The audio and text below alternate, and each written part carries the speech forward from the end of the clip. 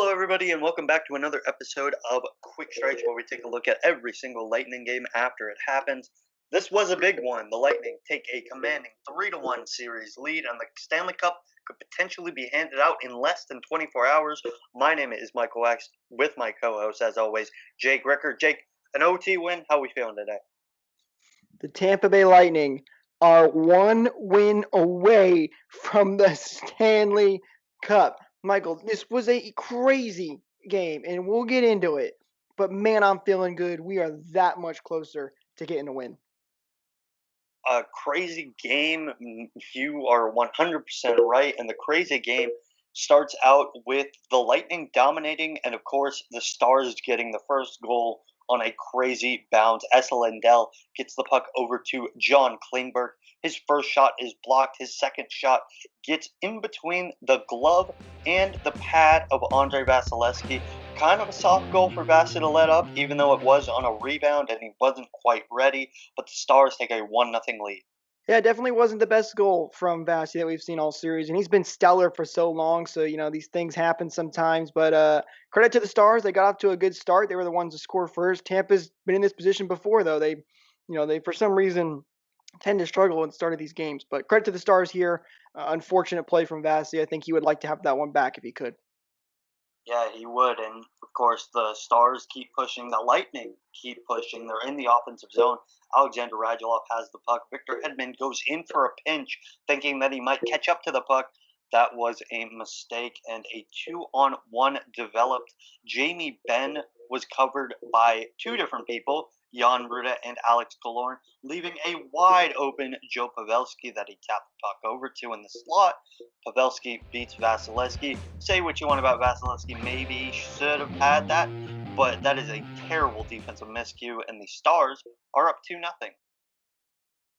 Defensive miscue is the perfect way to describe this. This one kind of hurt a little bit, especially as the first period was closing down here. Hedman tried to pinch up on this play, and that's what ultimately I think led to this 2-on-1. So a very rare mistake from Victor Hedman. I think Sergachev might have taken the wrong route there as well at the end. But bottom line is a bad defensive breakdown from the Bulls. It leads to a 2-on-1, and you're down 2-0. But something, Michael, I have talked about time and time again, and it seriously amazes me at how good the Lightning respond to when they're down.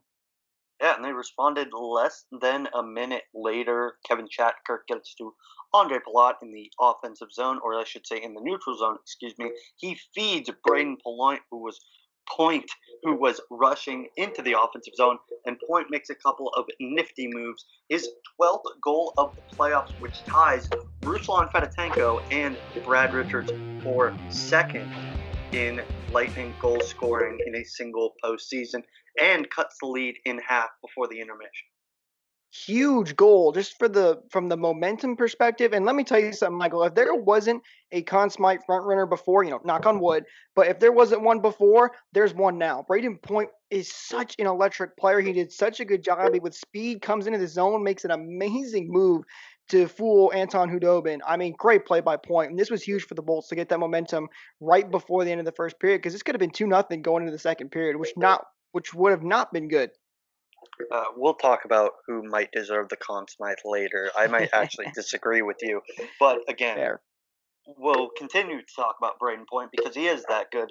At the end of the first period, the shots were 8-3 in favor of the Lightning, which is great until you realize that Vasilevsky is 1 for 3 in the saves department. He would get much, much better in the second period, as the Lightning would actually get a power play in the second period. Kucherov feeds it over to Alex Killorn.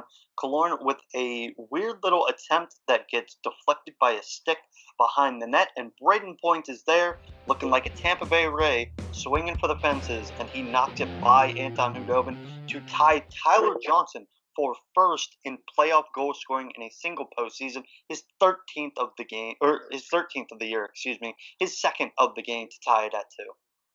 Huge goal to tie this game. Super exciting. Again, Braden Point. I mean, what is there more to say about him? He's just so electric and he plays such a good game. Great goal by Braden Point. You knew this was coming too with the Lightning and how they run with the momentum when they get it. They play so well, keeping up that pressure, keeping their foot on the gas. Great job by them. This was a huge goal to tie us at 2. A huge goal indeed, and you would think, this is the perfect opportunity for the Lightning to get back in the game and score that third goal and start to deflate the Stars. And on the other hand, the Stars get kind of another lucky goal. And I'm not saying that this play wasn't just masterfully skilled. It was by Tyler Seguin. But he gets the lead pass in the defensive zone. Mikhail Sergachev can't quite catch up to him. He gets the puck behind Vasilevsky, and then none of the fourth liners come and get Corey Perry, his third of the postseason. Not necessarily our favorite guy, but he gets it done here to give the Stars the lead back at 3-2. It's super unfortunate bounce the way this one goes. I mean, you could call it a pass, but hits the inside of Fasty's pad and just sits right in front of a prime spot for Perry to come tap it in. So, uh, super unfortunate goal here, but I guess credit to the Stars. They did make a good play, and they say all the time, put pucks on net and good things will happen, and that's exactly what they did here. So unfortunate goal for the Lightning though to go down 3-2 after tying this game. Yeah, and something that they said on the CBC broadcast, because I have decided to never watch NBC again. We'll Uh, get to that. yes, we will. But something that they said on the CBC broadcast, and you brought up the response by the Lightning has always been great whenever they either lose a game or lose a series, or not lose a series, excuse me, or give up a goal. They will more often than not respond to it. And the Lightning did here. It took them a little bit longer, but they get a power play in the last minute and a half of the game, and they have another goal coming with less than 90 seconds. Mikhail Sergachev gets it over to Nikita Kucherov, who sort of shoots it. It bounces around, and then Yanni Gord deposits his seventh playoff goal this year. Man, people have been ragging on Yanni Gord this entire year. I know he had that 35 game goalless drought. I love Yanni Gord, man. Like he's a player. He cares. He is one of those guys that I don't mind the Lightning locking up long term. No, and it's because, he may not score goals or may not jump on the stat sheet all the time like some of our other top guys do, but he's such a gritty player. He knows how to win those battles in the corner. He knows how to win those battles in front of the net. And that's what makes him such a special player. That's kind of what Tyler Johnson used to be when he was in his prime. That's what the kind of player Yanni Gord is now. And also his way he stands up for players. He's not afraid to get physical and throw down the gloves. He's a great player. He proved it again here. I love Yanni Gord, absolutely, hands down. And Yanni Gord's tying goal gave the Lightning an opportunity to get a breather in the second intermission, with them leading in shots that period 15-14. They had 23, the Stars 17 through two periods. Going into the third, what we said in our private circles was win the third, you win the game. And it looked like in the beginning of that third period, the Lightning were going to win the third. Anthony Cirelli wins the faceoff. Mikhail Sergachev gets the puck over to a open area of the ice. Alex Killorn with a wraparound opportunity, a perfect top shelf shot over Anton Khudobin, very reminiscent of the Oliver Bjorkstrand shot in Game 2 of the first round. Killorn's fifth of the playoffs. Sergachev and Cirelli get the assist, and the Lightning take the lead. They were really running it with it at this point. I mean, the momentum, as we talked about, they played such good hockey coming into this third period. I loved what I saw. And they talked about this on the broadcast, actually, the one time they actually made a good point throughout this entire series. But Hudobin was down on his legs as Killorn came around that corner. And he didn't get up fast enough. And because Killorn had a great angle on that shot, is he had a wide open top of the net. And he did a great job at picking his spot, putting the back of the net. Huge goal by Killorn. Wait for him to show up in a big moment. Great goal by the Lightning. And now you were just down to a couple more minutes and you could try to close this one out. This goal was very reminiscent. I don't know if you remember, Jake, but in Game 5 against Boston, Anthony Cirelli scored a big goal to sort of break him out of the slump. And we thought, all right, that is the go-ahead goal, and the Lightning are going to close it out. And then they didn't, and they had to go to overtime. And luckily, they did close it out in overtime. But when Alex Killorn scored this goal, I really thought, you know what, the Lightning are going to shut this down. I don't know if they're going to score again, but they're going to make sure that the Stars don't get any more opportunities. Then less than 5 minutes later, the Stars get one of the weirdest opportunities you will see. Miro Heiskanen and Tyler Seguin assist on Joe Pavelski's 12th goal of the playoffs. He is a playoff performer if there ever was one. Deflects off of Vasilevsky, off of Shattenkirk, and into the back of the net. And we're tied again. Yeah, man, Pavelski. I mean, he had a great game even just today. I mean, he's been fantastic for the Stars. He was huge for them to tie this game up. Big deflating goal for the Lightning, though. You were that close to potentially closing it out. But the Stars were pressuring. They had momentum here. They were playing really well, and if you could kind of almost see it coming. So that was a really tough goal for them. And but credit to Pavelski. He's played very very well for the Stars, especially tonight. Credit to Pavelski, credit to the Stars who outshot the Lightning 11-8 in the period, got that game tied back up partway through the period. And then before we get to overtime, there was a penalty called, or a penalty that should not have been called. Jake knows exactly where I'm going with this. Joe Pavelski hooks Braden Point between the legs in a spot that is not very nice. Joe Pavelski gets called for the hook. Good. Braden Point gets called for embellishment. Bad. This is one of the worst calls I've ever seen. And the fact that it was called in the Stanley Cup Finals is insane. And you hear about the refs talk about over and over, we don't want to influence the game, especially when there's not that much time left. We're going to put our whistles away. And if you look at the third period, there were one penalty called before the Corey Perry, not Joe Pavelski, Corey Perry, excuse me, because of course it's Corey Perry. But there was one penalty called in the third period before that happened. I don't know what we're doing, and I've said this the entire playoff run. I don't know what officials are doing. It's supposed to be the best of the best. I just don't know why they've been so bad.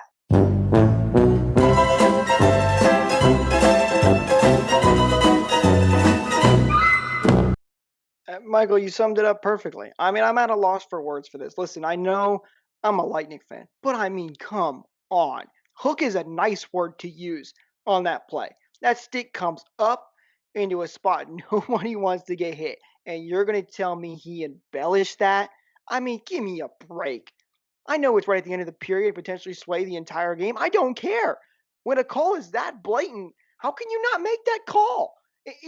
It's downright one of the worst sports calls I have ever seen.